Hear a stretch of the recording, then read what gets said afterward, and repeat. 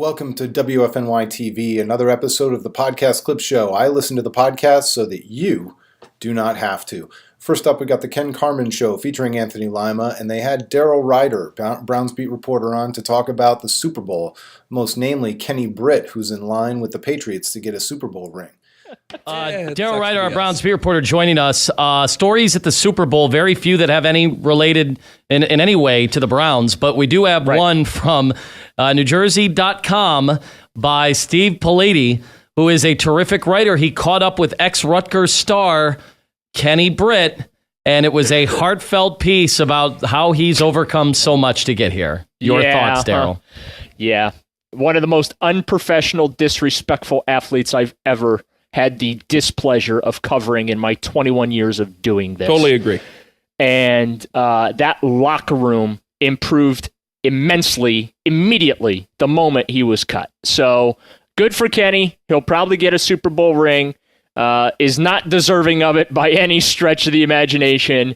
And he probably did some of the things he did in that locker room here, especially in front of reporters and two reporters, in an effort to get himself out of here. But, I don't really have many nice things to say about Kenny Britt when it comes to his professional prowess within a locker room. Tell you what, Al Dangerous one. Now, I've been around 6 years, 7 years now, and that's nowhere near as long as you've been. And I'd have to say he's definitely there at the top of my list. He's definitely there. He's an awful person. He really is. He's a piece of work, and I guess I'll leave it at that. Not fun to be around. All right. Whoa. Do you know how bad you have to be to jump to the top of the list of awful people to cover in Cleveland Browns history, at least in the 20 years that Daryl Ryder's been doing it and the 6 years that Ken Carman's been doing it? Something special. Next up, we got the Thomahawk Podcast, Joe Thomas, Andrew Hawkins. This week, Andrew Hawkins breaks down the Redskins trading for and then signing Alex Smith. And it's kind of a hot take, but it was really well delivered and funny. And I don't think they were going to re-sign Kirk. They didn't want to franchise him. All right, can I give you my Hawk take now? Let's hear the Hawk take, because that's what we all tune in here for. Obviously. Nobody wants the NFD or the JT take. The Redskins are stupid. That's number one. Now, besides the fact that the name is stupid, but also, you just traded for the older version of Kirk Cousins. Well, that's what I'm saying. Like, you just traded for Kirk Cousins 6 years from now. Like, for what? And this was literally just a pride thing, because that's exactly Kirk Cousins right. has you by the balls, and he has for years. And everyone's like, oh, man, Alex Smith got $71 million guaranteed. You know who else would have got $71 million guaranteed?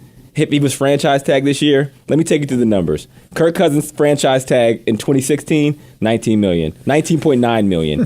His franchise tag this year, $23.9 million. His franchise tag number next year would have been $34.2 million, which means over a 3-year period of guaranteed money, he would have made $74-something million, which he could have made a lot less had you just signed him to a contract 3 years ago. So at this point, it was like, man, we can't franchise this guy again, because now we look like idiots for not just giving the guy a deal 3 years ago. So let's just trade, give some stuff away so we could preserve our pride and our resume by trading for an older version of the guy that we already have in the building.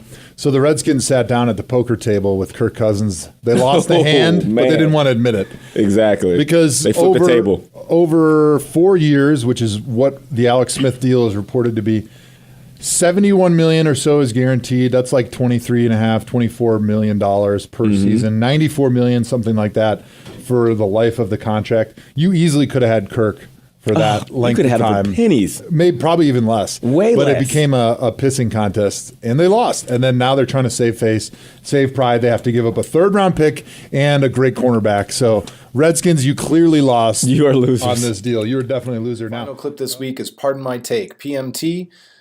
RG3 came out with all the movement of quarterbacks, especially Kirk Cousins apparently not being back in Washington, and said, somehow you'll find a way to blame me. So the PMT boys did just that. They blamed RG3. The free agent quarterbacks. And I'm also going to throw out a little hot seat before we get to hot seat.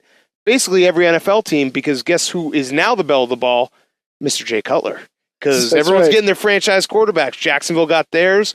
Washington got theirs. Who's going to get Jay Cleveland Cutler? has maybe back to Denver. I also like how Cleveland got tossed in there as like just a little side nugget of news. Yeah. Because every time a quarterback gets signed, you have to find out how the Browns screwed up getting him. So they said Cleveland tried to trade for him, but they weren't able to do it. Well, judging by our interview with Alex Smith, I wouldn't be shocked if Cleveland called his agent and he's like, actually, Alex Smith will retire if he has to go to Cleveland. Was he really upset about it? He didn't seem very plussed about the prospects of ending up on that jersey. Yeah, that's that's enough to keep a lot of people away. And another King Stay Kings, Robert Griffin, found a way to insert himself into this. Yes. RG3 came back firing, and he tweeted out upon hearing about the trade, I'm sure somehow, some way, someone will figure out how to blame this all on me. Now, I wasn't going to, Robert. No, now we will. Until you asked me to. Yeah. So I feel like it's our duty as Takesmiths to take up that challenge. I've got one way that we can blame him on this. If Robert Griffin had done a better job mentoring Kirk Cousins, then they would never have wanted to let Kirk go.